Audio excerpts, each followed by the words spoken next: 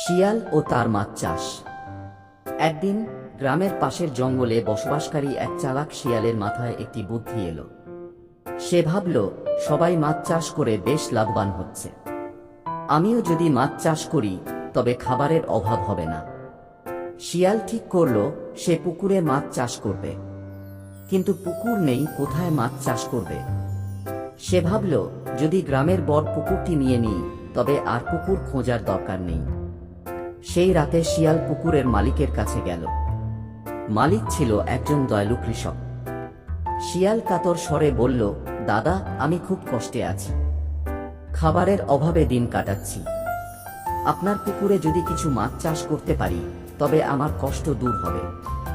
দয়ালু কৃষক শিয়ালের কথা শুনে বলল, ঠিক আছে, তুমি পুকুরে মাছ চাষ করতে পারো, কিন্তু শর্ত একটাই, মাছ বড় না হওয়া পর্যন্ত তুমি একটিও ধরতে পারবে না। শিয়াল আনন্দে রাজি হয়ে গেল।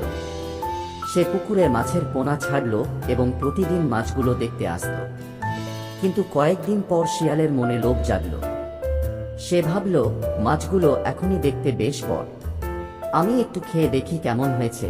রাতে শিয়াল পুকুরে গিয়ে কয়েকটি মাছ ধরল এবং খেয়ে নিল। পরের দিনও সে একই কাজ করল। ধীরে ধীরে শিয়াল প্রতিদিনই মাছ খেতে শুরু করল।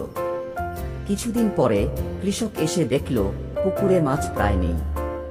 সে বুঝতে পারল শিয়ালই এই কাণ্ড ঘটিয়েছে।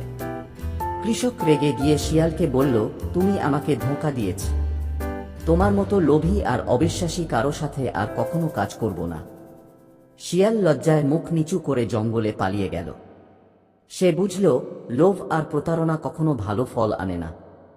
শিক্ষা: লোভ ও প্রতারণা আমাদের সবার ক্ষতি করে। সততা ও ধৈর্য জীবনে সফলতার পথ।